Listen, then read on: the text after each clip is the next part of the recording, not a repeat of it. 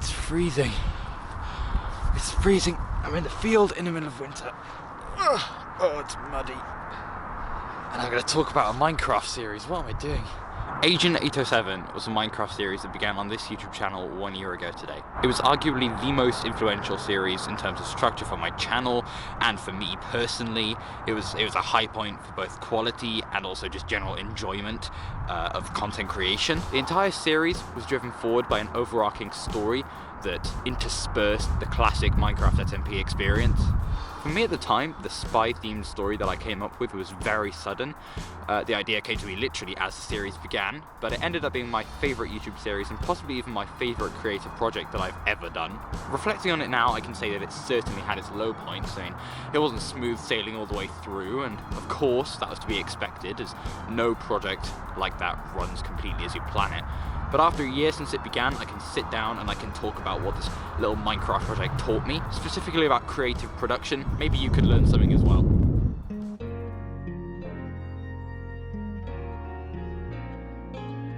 The first thing that Agent 807 taught me was that I should never rely on other people to make creative work. A huge amount of the series was based around interactions between people, between characters even, that didn't have a huge idea of what was supposed to happen. The only planning we did was for specific events in the story, no plans for what people were supposed to say or do or anything like that. So as you can imagine, problems arose. I also didn't factor in that people could give up on the project at any point, and that did happen with a number of important characters, and I had no backup plan for this. Of course, people can leave and join as they please, but the fact that I didn't factor this in and plan ahead for that eventuality, which was in some ways inevitable, meant that when this occurred I genuinely had no clue what to do. Nobody will ever be more dedicated to your project than you, which is something that stupidly I forgot and wish I realised a lot earlier on.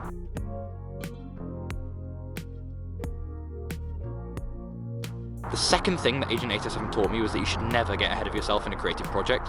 Throughout the duration of the series, I would communicate plans for events and such with other members of the realm so that everyone knew what was happening. The problem was, our plans unfolded over a significantly longer period of time than we expected, so we were telling people every little detail of stuff that wasn't going to happen for like another 12 weeks. This consequently made people impatient, and eventually they left the project before anything that we told them even happened. So if you're leading a project, sure you can plan the project yourself, but maybe don't communicate every aspect to every member of the project until it's closer to the time. Chances are they will have forgotten what you told them anyway, so you'll have to tell them again.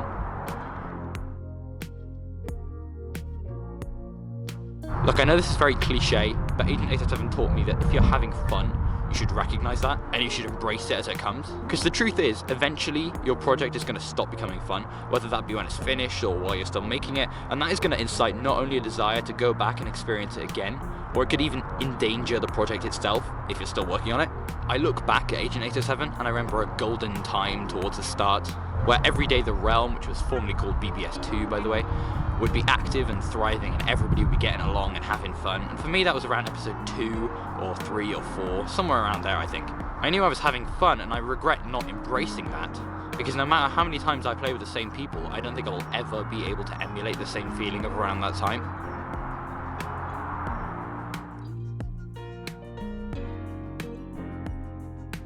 Agent 807 taught me to not stress when plans suddenly change in a creative project. I went into the series planning every event several weeks before it happened, and as I have mentioned, I was not prepared for sudden changes which did occur. I had to rethink things quickly, and occasionally I managed to pull off a quick fix, and occasionally I didn't. The sudden changes stressed me out a lot. I'll talk about this more in my final point, but it stressed me out to the point where I nearly gave up on a project entirely, which is not a good place. You don't want to be there really.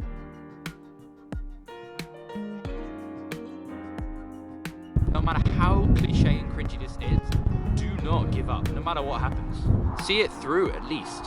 If you finish it and it turns out not so good, it doesn't matter. You can start something new. If it turns out well, like Agent 807 did, at least in my opinion, then you have something to be proud of. I am extremely proud of Agent 807. I don't think I will ever be able to top the quality of that series. And if I decided to quit and end the series halfway through because it was stressing me out, I would never have seen what it would become.